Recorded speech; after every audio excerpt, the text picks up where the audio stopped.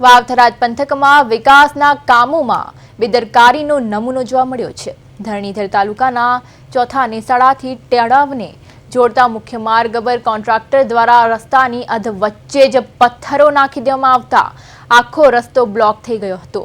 સૌથી ગંભીર બાબત એ છે કે હાલમાં શાળાની પરીક્ષાઓ ચાલી રહી છે, ત્યારે જ રસ્તો બંધ થતા અનેક વિદ્યાર્થીઓ સમયસર શાળાએ પહોંચી શક્યા નથી અને મુશ્કેલીમાં મુકાયા છે।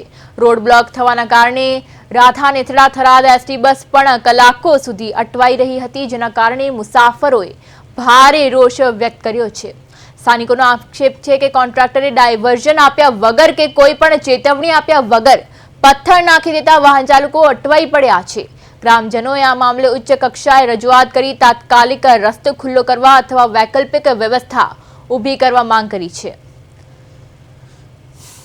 આ ચોથા નેડાથી ટેડાવ જે રસ્તો જોડાતો હોય એ રસ્તા ઉપર તમે જુઓ તો રસ્તો આખો બ્લોક કરી નાખ્યો છે। બસની અંદર અમારે જવું તો અહીંથી થરાદ ઇમરજન્સી કોમ છે, પાલનપુર જવા માટે તો અત્યારે રસ્તો બ્લોક છે, બસ પડે કોઈ રસ્તો જ જવા માટે નહીં।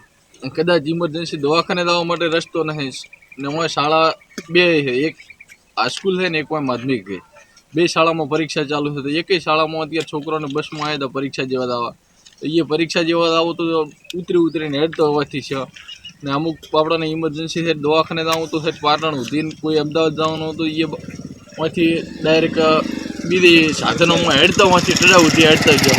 ચોથા નેડા રોડ ઉપર ઊભા થાય શીતળા માતા વચ્ચે રાધા નેથડા બસમાં અમે આવેલ ઉત્તર બુનિયાદી વિદ્યાલયના છોકરાઓ અને પેસેન્જર અત્યારે અમે રોડ ઉપર પથ્થર નાખેલ છે એટલે ગાડી અત્યારે અહીં કને રોકાઈ ગઈ છે। તો અમારે અર્જન્ટ જવું હોય તો કઈ રીતે જવું અને આવી રીતે વચ્ચોવચ્ચ પથ્થર નાખેલ છે।